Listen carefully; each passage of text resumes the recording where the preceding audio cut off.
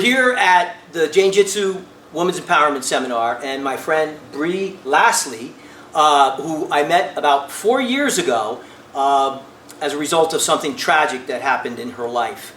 She had a home invasion, and long story short, she survived it. The perpetrator was ultimately killed by law enforcement that came to her aid, but she survived a horrific event.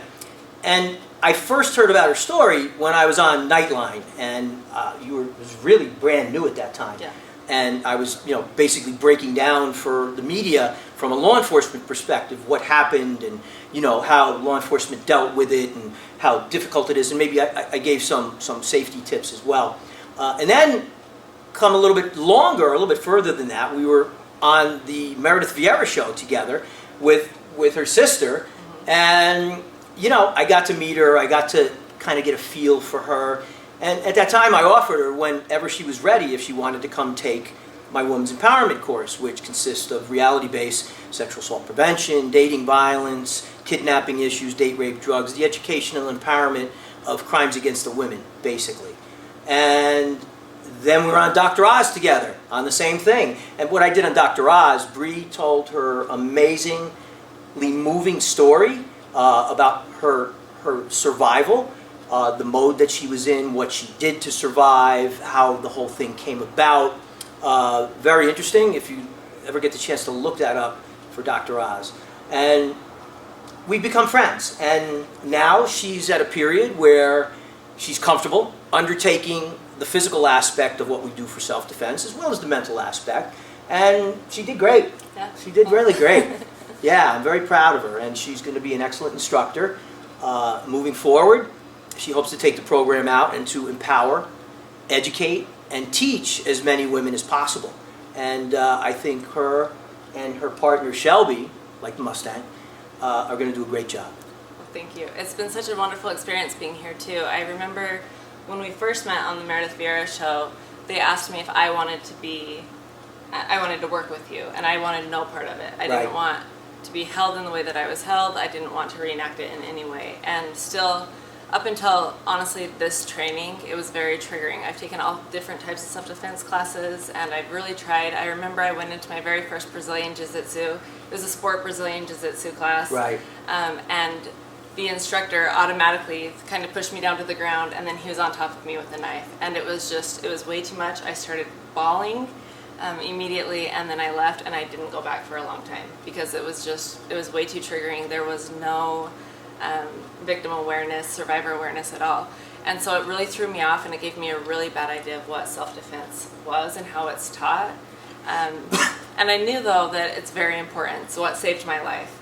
And I knew that I wanted to train and be able to teach people life-saving techniques as well. But I wanted to learn when I was emotionally and mentally ready, and especially, most importantly, from someone that I trusted. And I knew that you were the guy for that. So coming out to New York has been a great experience for me. We came out here.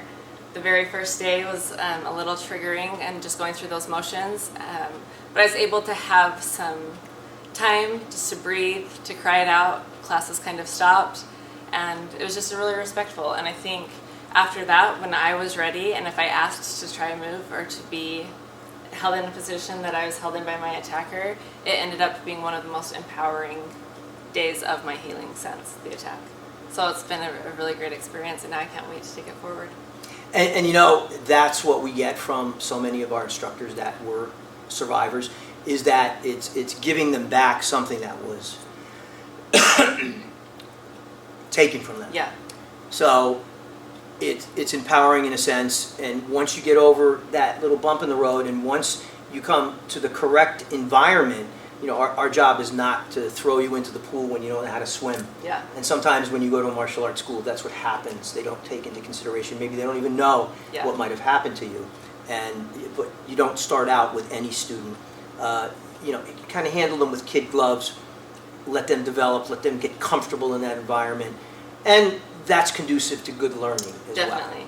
Well, and I think the education behind it too is really interesting, and I think that buoys up confidence as well, like learning more about stats and the specific location that you're living, or crime crime awareness and things like that is really powerful too, because then you know what to look for. And it's not just like the physical awareness that we're learning or physical techniques, it's the overall awareness of what to look for, and that's the number one step. I would get frustrated as a survivor and as a victim to hear people tell me, oh, you should have done this, or you should have fought back like that, or you need to take this specific self-defense class so you can just beat the shit out of somebody. And I just have a hard time telling a girl that she'll be able to beat somebody up or to kill them. And I love your method of going about it. Fight like hell, obviously, if you need to fight. But if you can get away, then get away. And just protecting your life is your number one priority. Our objective with the program is to make you better on the last day, the last minute, the last hour than you were when you walked into the class. We've never failed. Everybody has their own ability, their own threshold. Your 100% might be different than somebody else's 100%. So we want to bring that out in you, and we did. Yes, you did great. absolutely. And, you know, it allows you to foster. It allows you to be comfortable and confident in the techniques. It allows you to go out there and know, God forbid, if something does happen, not only mentally, but I also have something physically to fall Exactly. back on. Yeah, I know what to look for, and now I have more confidence to go about my day, and like I know the techniques to get out of the situation that I was in before. And even in training, I wanted Steve to train me. I wanted him to be on top of me, to holding me as my attacker was holding me, because even up until yesterday, I still didn't believe it. Of like, there's no way I could have gotten out, or there, whatever. But it's really empowering to see there actually is, and there's ways that we can move to save us time to get away to find more help. We spent 2 days here. It's the core program. There's so much. I mean, in 40 years, I've never stopped learning. Every day I learn something, whether it's from the physical, tactical, or educational aspect. Yeah. Learning about crimes and how they happen. Learning about what technique did work in a particular situation. Definitely. And you're going to take it back to your community, and you're going to practice and practice some more and practice some more and practice some more until you become highly, highly competent, and you're going to be an excellent teacher. Absolutely. I can't wait. Yeah. Great. Great job. Thank you. Thank you All so right. much. Pleasure.